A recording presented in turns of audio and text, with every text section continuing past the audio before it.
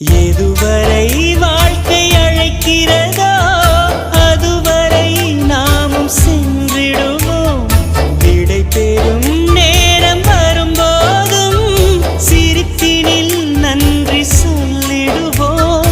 பரவசம், இந்த பரவசம் எந்நாளும் நெஞ்சில் தீராமல் எங்கே வாழுமே. கடவுள் தந்த அழகிய வாழ்வு உலகம் முழுதும்